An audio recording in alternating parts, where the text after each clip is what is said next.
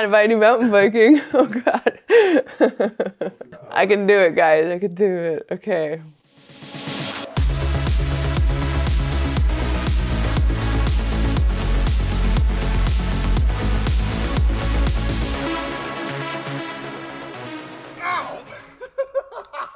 Hey there, I'm Sarah Moore, and today we're going to talk about how to get the most for your money when you're buying a new mountain bike.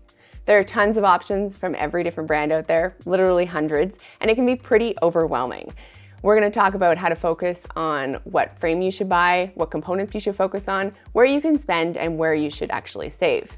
To make the process of buying a bike on a budget a little bit easier, Mike Kasmer, Dario DiGiulio, and I are going to be sharing some of the tips that we've learned throughout the years from testing bikes as well as from buying bikes ourselves.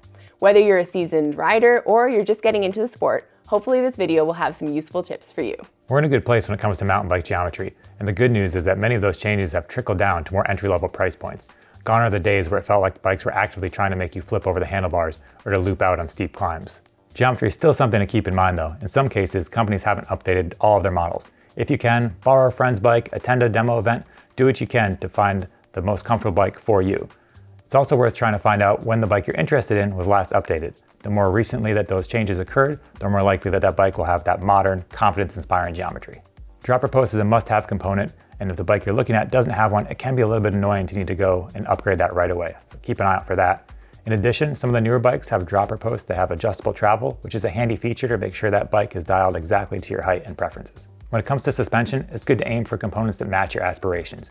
Now, no one really needs the absolute top of the line shocks and forks, but the very cheapest options oftentimes don't have meaningful adjustments and they can lead to inconsistent feel out on the trail. Ideally, the fork that you purchase can be upgraded in the future by swapping out the damper, either as your budget allows or as your riding progresses. Brakes are obviously one of the most important components of any mountain bike, but unfortunately, when it comes to value price bikes, all too often they have underpowered options that don't slow you down as well as they should. The good news is that you can swap out the brake pads typically from an organic compound to a metallic compound, and that will increase the braking performance, especially in wet conditions. Mike just covered the key points to keep in mind when you're buying a new bike, things that are maybe the top choices when you're optimizing your value for something. But I'm going to talk about the things that maybe shouldn't carry as much weight when you're buying a new bike. First off is the cockpit. It may seem like an important thing. It's like very visual, but like a fancy stem and fancy bars really aren't going to make or break your ride.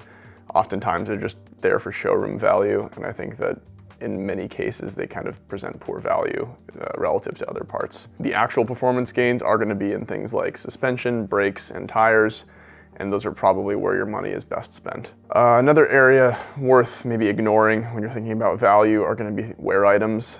That's things like tires, brake pads, even grips and a saddle. Saddles are a very personal choice and have to fit your body, so you can try different options, but don't buy a bike because it has a saddle that fits you. That's always something you can change out later. Grips are similarly personal and they do wear out in time, so don't sweat that little detail too much. As Mike mentioned, brake pads are very important to performance, especially if you live in a wet climate like we do, but know that there's something you can swap out as they wear out. And then I'd say the most important one to keep in mind and not get too hung up on are tires.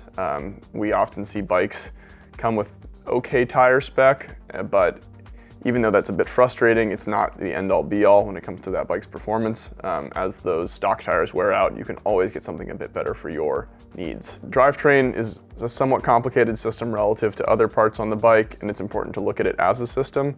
Oftentimes we'll see a really expensive or nicer rear derailleur spec'd on a bike, but the chain or the cassette or even the shifter come at a lower price point, which tend to negatively affect the performance of that system as a whole. So just make sure that all those parts are meant to work together and are all up to your standards. Inner tubes were once the way, they are not anymore.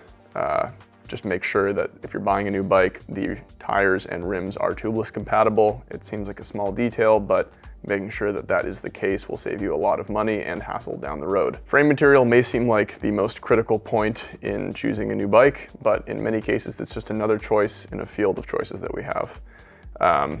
Carbon frames are often spec'd to make the perceived value of a bike a lot higher, but I think it's important to remember that in most cases, the aluminum option is going to be the better budget for you. One thing we have to mention is that it's not always going to be worth buying a bike that's brand new.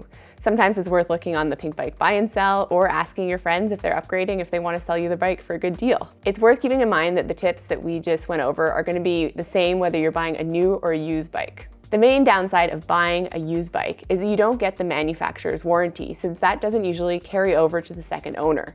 You also don't know how the previous owner treated their bike and whether they serviced the drivetrain and the suspension properly. If you're not sure what model of bike you should buy, what size you need, and how much travel you need, a shop is usually the best place to start because they can make sure that you're getting a bike that is going to be the right bike for you for the intended trails that you're going to ride. The bike industry is a pretty tumultuous place right now, which can be a little bit scary, but if you're a consumer who is just looking to buy a new bike, you're in a really good spot.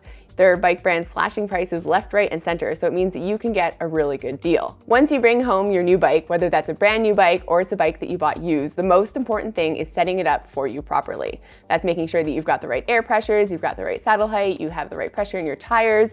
All those little details are going to make the biggest difference when you're out on the trails. Thank you so much for listening today. I hope you learned something interesting. For more videos like this, subscribe to the Pinkbike channel.